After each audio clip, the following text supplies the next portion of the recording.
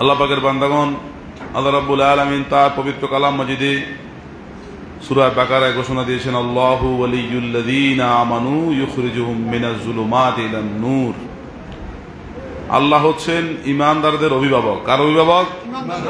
ঈমানদারদের অভিভাবক। ওলি শব্দের অনেক অর্থ আছে। এখানে যদি দুটো অর্থ করা হয়, একটা হচ্ছে অভিভাবক আর একটা হচ্ছে বন্ধু। অভিভাবক যেরকম চায় না তার সন্তান বিপদে চলে যাক, তার সন্তান বিভ্রান্ত হোক, তার সন্তান সমস্যায় পড়ুক, এটা কোনো অভিভাবক চায়? যেমন কোনো মা বাপ চাইবে তার সন্তান বিপদে থাকুক, সমস্যায় থাকুক? এটা চাইবে না। আল্লাহ রাব্বুল আলামিনও চান না যে ঈমানদাররা জাহান্নামে থাকুক। ঈমানদাররা কোথায় থাকুক? জাহান্নামে থাকুক।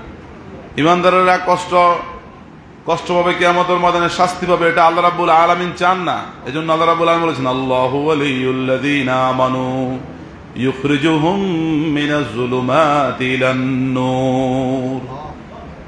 আল্লাহ রাব্বুল আলামিন ঈমানদারদের অভিভাবক, বিশ্বাসী বান্দাবান্দীদের অভিভাবক হয়ে আল্লাহ রাব্বুল আলামিন ঈমানদারদেরকে দুনিয়াতে থাকা অবস্থায় সকল অন্ধকারের পথ থেকে উদ্ধার করে আলোর পথে ধাবিত করেন, নূরের পথে ধাবিত করেন।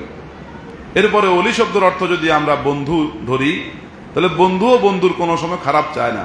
ভালো বন্ধু কোনো সময় অন্য বন্ধুর খারাপ চাইবে? বন্ধুকে বিপদে ফেলতে চাইবে? বন্ধুত্ব নষ্ট হয়ে যাবে। এজন্য আল্লাহ রাব্বুল আলামিন ঈমানদারদের বন্ধু। কিরকম বন্ধু? সবচেয়ে বড় বন্ধু, সবচেয়ে কাছের বন্ধু। কারণ দুনিয়ার বন্ধু হয়তো দুনিয়াতে সবসময় আপনার কাছে থাকবে না, কিন্তু আল্লাহ রাব্বুল আলামিন বলতেছেন যে ওয়াহুয়া মাআকুম আইনামা কুনতুম, তোমরা যেখানেই থাকো না কেন তিনি তোমাদের সাথেই আছেন। আল্লাহ রাব্বুল আলামিন বলতেছেন যে ওয়া নাহনু আকরাবু ইলাইহি মিন হাবলিল ওয়ারিদ, তোমার শারক, তোমার যেই আমাদের ঘাড়ের নিচে, আমাদের ঘাড়ের পিছনে দুটো চিকন চিকন খুব সরু সরু রগ রয়েছে, এই রগগুলো আমাদের শরীরের যত নিকটে, আল্লাহ বলতেছেন যে আমি আল্লাহ তোমাদের আরো বেশি নিকটে। আল্লাহর নিকটে থাকার অর্থ কি? আল্লাহর কুদরত, আল্লাহর কুদরত, আল্লাহর রহমত, আল্লাহর দয়া আমাদের সাথে থাকা। তাহলে আল্লাহ রাব্বুল আলামিন ঈমানদারদের অভিভাবক হয়ে আল্লাহ পাক রাব্বুল আলামিন সকল অন্ধকারাচ্ছন্ন পথ থেকে সরিয়ে তাদেরকে নূরের পথে রাখেন। কিসের পথে রাখেন? নূরের পথে রাখেন। এখন নূরটা কি? প্রথম নূরটা হচ্ছে নবী মুহাম্মদুর রাসূলুল্লাহ সাল্লাল্লাহু আলাইহি সাল্লাম। অন্ধকার থেকে আল্লাহ রাব্বুল আলামিন তাদেরকে উদ্ধার করে আল্লাহ নূরের সাথে রাখেন। সাহাবা একরামগণ তারা কি বেঈমান ছিল? তারা সবাই কি ঈমানদার ছিল। আর এই জন্য আল্লাহ রাব্বুল আলামিন তাদেরকে আবু জাহেলের সাথে রাখেন নাই, আবু লাহাবের সাথে রাখেন নাই, উতবা সাহেবের সাথে রাখেন নাই। মক্কার যত কাফের মুশরিক তারা অন্ধকারের মধ্যেই কি হয়েছিল?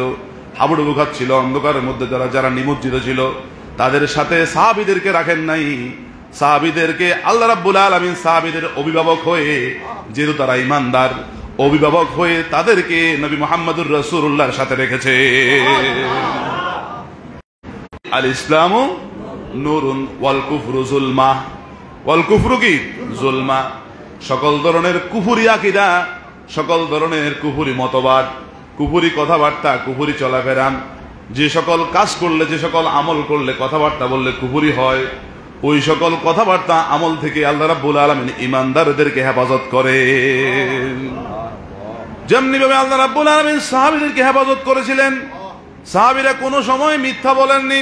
এজন্য সাহাবীদেরকে বলা হয়েছে দায়িতুম, আমার সাহাবা একরাম, আমার যেই সাহাবীরা, আমার সাথীরা হচ্ছে ধ্রুব নক্ষত্র তারার মতো। তোমরা যদি তাদেরকে অনুসরণ করো তাহলে তোমরা সঠিক পথ প্রাপ্ত হবে।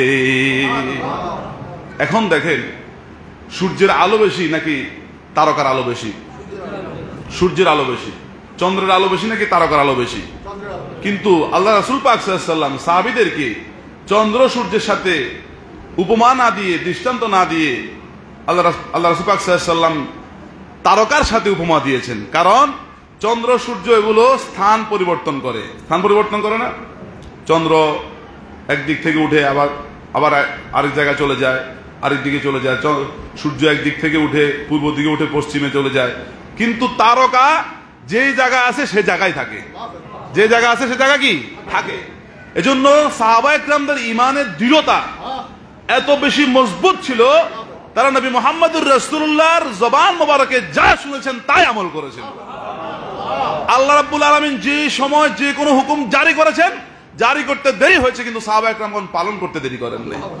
এই কারণে তারা নূরের সাথে থাকার কারণে, নবী মুহাম্মদুর রাসূলুল্লাহর মজলিসে বসার কারণে, নবী মুহাম্মদুর রাসূলুল্লাহর সাথে যুদ্ধে যোগ দেওয়ার কারণে, নবী মুহাম্মদুর রাসূলুল্লাহর সাথে সময় দেওয়ার কারণে আল্লাহ রাব্বুল আলামিন নূরের প্রকাশে তাদের অন্তরকে, তাদের দিলকে, তাদের জীবনকে নূরান্বিত করে দিয়েছেন। তারা ইসলামের উপরও ছিলেন।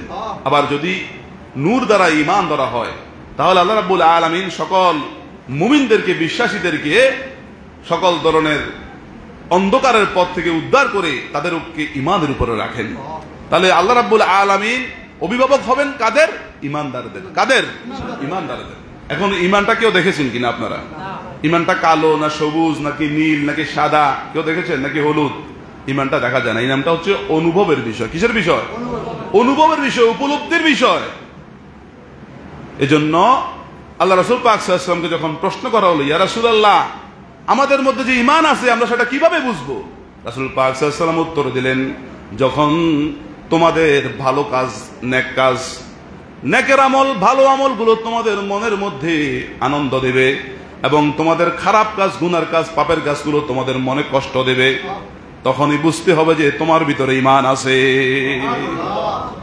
কিন্তু কিছু কিছু মানুষ দেখা যায় গুনাহ করতে করতে করতে তার ভিতরে কোনো ধরনের অনুশোচনা আসে না, তার ভিতরে কোনো ধরনের অনুতপ্ততা আসে না, সে অনুতপ্ত হয় না, সে লজ্জিত হয় না।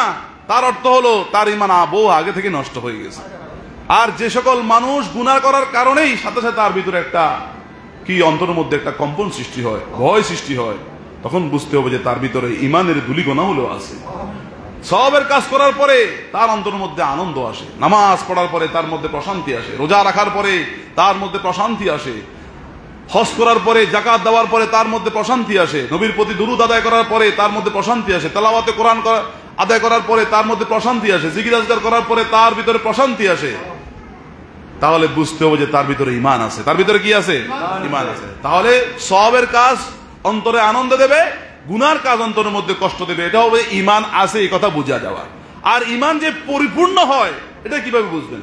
ঈমান পরিপূর্ণ হয় হুব্বে রাসূল, নবী মুহাম্মদুর রাসূলুল্লাহকে ভালোবাসার বরকতে। কারণ নবী মুহাম্মদুর রাসূলুল্লাহ ইরশাদ করেছেন, বুখারী শরীফের হাদিস, মুসলিম শরীফের হাদিস, মিশকাত শরীফের হাদিস, লা ইউমিনু আহাদুকুম হাত্তা আকুনা হাব্বা ইলাইহি মিন ওয়ালিদিহি ওয়া ওয়ালাদিহি ওয়ান নাসি আজমাইন। তোমাদের মধ্যে পরিপূর্ণ ঈমানদার হতে পারবে না যতক্ষণ পর্যন্ত সে তার পিতামাতা, সন্তান সন্ততি, সকল মানুষ, সকল বন্ধু বান্ধব, যাবতীয় যত ধরনের লোক আছে, সকল মানুষ থেকে, সকল লোকজন, সকল থেকে আমি নবী মুহাম্মদুর রাসূলুল্লাহকে বেশি ভালোবাসবে। তাহলে সাহাবায়ে কেরামগণের ঈমান পরিপূর্ণ ছিল, কারণ তারা তাদের সম্পদ, জান, তাদের সন্তান সন্ততি, পরিবার পরিজন, নিজের সব কিছু থেকে নবী মুহাম্মদুর রাসূলুল্লাহকে বেশি ভালোবেসেছে। এটা হচ্ছে ঈমানের পরিপূর্ণতা। ঈমান আছে এক কথা, আর ঈমানের পরিপূর্ণতা হচ্ছে আরেক কথা। ঈমানের পরিপূর্ণতাতে কি আরেক কথা। যেমন একজনের কাছে টাকা আছে, হয়তো 10 টাকা আছে, 20 টাকা আছে, এটা হচ্ছে তার কাছে টাকা আছে, কিন্তু 100 টাকা পরিপূর্ণ যে 100 টাকা থাকা, সেটা হচ্ছে আরেক কথা। এজন্য 100% অর্থাৎ পরিপূর্ণ ঈমানদার হতে হলে আপনাকে আপনার নিজের জানের চাইতেও নবী মুহাম্মদুর রাসূলকে ভালোবাসতে হবে। এই ভালোবাসাটা শুধু জবানে আমি বললাম আমি নবীকে ভালোবাসি, নবীকে ভালোবাসি, এটা কি ভালোবাসা হলো? আপনি আপনার মা বাপকে ভালোবাসেন যদি জবানে বলেন, বা আপনার স্ত্রীকে ভালোবাসেন, বা ছোট বোন, এরপরে ভাইদেরকে আপনি ভালোবাসেন, মহব্বত করেন, কিন্তু আপনার ভাই যদি আপনার কাছে কোনো কিছু চায় আপনি তাকে ধমক দেন, তাকে কোনো কিছু দেন না, তার সাথে দুর্ব্যবহার করেন, খারাপ ব্যবহার করেন, কিন্তু আপনি বলেন যে আমি আমার ভাইকে ভালোবাসি। আপনার আম্মা আব্বাকে আপনি ভালোবাসেন, কিন্তু আপনার আব্বা আম্মার সাথে আপনি ব্যবহার খারাপ করেন, তাদের কোনো কথা মানেন না, তাদের জন্য কোনো টাকা পয়সা খরচ করতে আপনি রাজি নাই, তারা কোনো কিছু চাইলে আপনি তাকে দেন, আপনি তাদেরকে দেন না, কিন্তু আপনি মুখে বলেন যে আমি আমার আম্মা আব্বাকে ভালোবাসি। তাহলে এই ভালোবাসা কোনোদিন টিকবে? আপনি আপনার স্ত্রীকে ভালোবাসেন, মুখে বলেন, কিন্তু স্ত্রী আপনার কাছে কোনো কিছু চাইলে আপনি দেন না, তার সাথে খারাপ ব্যবহার করেন, দুর্ব্যবহার করেন, তার হক আদায় করেন না, তাহলে যদি জবানে বলেন আমি আমার স্ত্রীকে ভালোবাসি, এই ভালোবাসা টিকবে? ঠিক তদ্রূপ নবী মুহাম্মদুর রাসূলুল্লাহকে ভালোবাসি মুখে বললে হবে না। নবী মুহাম্মদুর রাসূলুল্লাহর যাবতীয় সুন্নতগুলো আমরা আমাদের জীবনে যতক্ষণ পর্যন্ত বাস্তবায়ন না করব ততক্ষণ পর্যন্ত ভালোবাসা প্রমাণিত হবে না। এজন্য সকল আউলিয়া ইকরামগণ আল্লাহ নবী মুহাম্মদুর রাসূলুল্লাহর সুন্নতকে পুঙ্খানুপুঙ্খানুভাবে কি করেছেন? আদায় করেছেন। হযরত জুনায়েদ বাগদাদী রাহমাতুল্লাহ আলাইহি, যিনি রাসূল পাক সাল্লাল্লাহু আলাইহি ওয়াসাল্লামের সুন্নতকে এত বেশি প্রাধান্য দিয়েছেন, যখন তার শেষ বয়স, তিনি মৃত্যুবরণ করবেন, দুনিয়া থেকে চলে যাবেন, এই অবস্থায় উযু করার জন্য তিনি মেসওয়াক তালাশ করতেছেন। তার খাদেম বলল, হুজুর বাদ দেন, আপনার অবস্থা খারাপ, শেষ অবস্থা, কিছুদিন পরে হয়তো আপনি দুনিয়া থেকে বিদায় নেবেন, সারা জীবন তো মেসওয়াক ব্যবহার করেছেন, এখন এই অবস্থায় মেসওয়াক ব্যবহার না করলে কি হবে? তখন জুনায়েদ বাগদাদী রাহমাতুল্লাহ আলাইহি বললেন, আমি চাই আমার মৃত্যু অবস্থায়ও যেন আমার হাতের মধ্যে আল্লাহর নবীর সুন্নত থাকে। তো জুনায়েদ বাগদাদী রাহমাতুল্লাহ আলাইহি আল্লাহ কবুল করেছেন। তাহলে সেই আউলিয়া ইকরামগণের সিলসিলা আমরা আসি, আমরা নবী মুহাম্মদুর রাসূলুল্লাহর সুন্নতকে প্রাধান্য দিতে হবে। নবী মুহাম্মদুর রাসূলুল্লাহকে ভালো তো বাসতেই হবে, তার প্রতি ভক্তি সহকারে, শ্রদ্ধা সহকারে দুরূদ শরীফ আদায় করতে হবে, তাকে সালাম দিতে হবে। কেউ যদি তার বিরুদ্ধে কোনো কথা বলে, আমরা জান বাজি রেখে তার বিরোধিতা করতে হবে। এটা হচ্ছে ভালোবাসার লক্ষণ, মহব্বতের লক্ষণ। তাহলে কি হবে? নবী মুহাম্মদুর রাসূলুল্লাহ সাহাবা ইকরামদের সামনে একদিন হাত উঠালেন। আল্লাহ রাসূল যখন হাত উঠাতেন, সাহাবীরা কি হাত নামিয়ে রাখতেন? আল্লাহ রাসূল যখন হাত উঠাতেন, সাহাবীরাও হাত উঠাতেন। আল্লাহ রাসূল পাক সাল্লাল্লাহু আলাইহি ওয়াসাল্লাম সেদিন দোয়া করলেন, হে আল্লাহ, আমি আমার শেষ জমানার মহব্বতের লোকদের সাথে কবে দেখা করব? এই কথা বলে তিনি আর কোনো দোয়া করলেন না, আমিন বলেন মুনাজাত শেষ করলেন। সাহাবীদের মন একটু খারাপ হয়ে গেল। তারা বলল, ইয়া রাসূলুল্লাহ, শেষ জমানার মহব্বতের মানুষ, আমরা কি আপনার মহব্বতের মানুষ নই? আমরা কি আপনাকে ভালোবাসি না, মহব্বত করি না? তখন আল্লাহ রাসূল পাক সাল্লাল্লাহু আলাইহি ওয়াসাল্লাম ইরশাদ করেছেন, তোরেলেন, অবশ্যই তোমরা আমাকে ভালোবাসো, তোমরা আমাকে মহব্বত করো, তোমরা তো আমাকে দেখে দেখে আমাকে অনুসরণ করছো, আমাকে ভালোবাসতেছো, কিন্তু আমার শেষ জমানার উম্মতেরা আমাকে না দেখে আমাকে ভালোবাসবে, আমাকে অনুসরণ করবে আমার কথাগুলো শুনে শুনে। সুতরাং যদিও আমরা নবী মুহাম্মদুর রাসূলুল্লাহকে দেখি নাই, নবী মুহাম্মদুর রাসূলুল্লাহ শাহাদাত লাভ করতে পারেনি, কিন্তু নবী মুহাম্মদুর রাসূলুল্লাহ আমাদের জন্য যেগুলো রেখে গেছেন, সেগুলো যদি সম্পদ হিসেবে আমরা গ্রহণ করি, সেগুলো যদি গনিমত হিসেবে আমরা আমল করি, তাহলে নবী মুহাম্মদুর রাসূলুল্লাহ মদিনা থেকে আমাদের সাথে দেখা দিতে বাধ্য হবে। ভক্তির কারণে, শ্রদ্ধার কারণে, ভালোবাসার কারণে, মহব্বতের কারণে নবী মুহাম্মদুর রাসূলুল্লাহ অনেক উম্মতদের সাথে দেখা দিয়েছে। তাহলে নবী মুহাম্মদুর রাসূলুল্লাহকে নিজের জানের চাইতে ভালোবাসতে হবে অন্তরে, এরপরে কাজে কর্মে মুখে সেটা বাস্তবায়ন করে দেখাতে হবে। তখন আমাদের ঈমানটা কি হবে? পরিপূর্ণ হবে, পরিপূর্ণ হবে। তাহলে ঈমানকে পরিপূর্ণ করার জন্য অন্তত নবী ভালোবাসা দরকার আছে কিনা? এরপর আল্লাহ বলতেছেন, ওয়াল্লাযীনা কাফারু, আর যারা কাফের, যারা আল্লাহর নবীর দাওয়াতকে গ্রহণ করে নাই, আল্লাহর উপরে বিশ্বাস করে না, কিংবা আল্লাহর উপরে বিশ্বাস করলো আল্লাহর সাথে শিরক করত, ওই সকল মুশরিক কাফেরদেরকে ব্যাপারে আল্লাহ রাব্বুল আলামিন নিজে বলতেছেন, ওয়াল্লাযীনা কাফারু আউলিয়াহুমুত তাগুত ইখরিজুনাহুম মিনান নূরি ইলাজ যুলুমাত। যারা আল্লাহকে বিশ্বাস করে না, নবীকে বিশ্বাস করে না, কিংবা আল্লাহকে বিশ্বাস করলো নবীকে বিশ্বাস করে না, আল্লাহকে মানলো নবীকে মানে না, সেও কাফের। আর এই অবস্থায় ওই কাফেরদের অভিভাবক থাকবে শয়তান। কে থাকবে? শয়তান। তাগুত, তাগুত হচ্ছে শয়তানি শক্তি, অপশক্তি।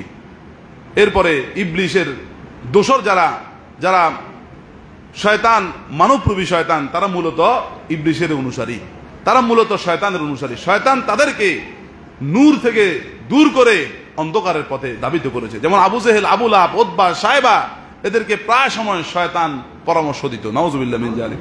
দারুন নদওয়া বৈঠকে যখন রাসূল পাক সাল্লাল্লাহু আলাইহি ওয়াসাল্লামকে হত্যা করার জন্য তারা খারাপ পরিকল্পনায় ব্যস্ত ছিল, তখন ইবলিস একটা সুরত ধরে, একটা বুজুর্গের সুরত ধরে তখন ওই দারুন নদওয়ার বৈঠকে এসে তাদেরকে পরামর্শ দিয়েছে। নাউজুবিল্লাহ মিন যালিক।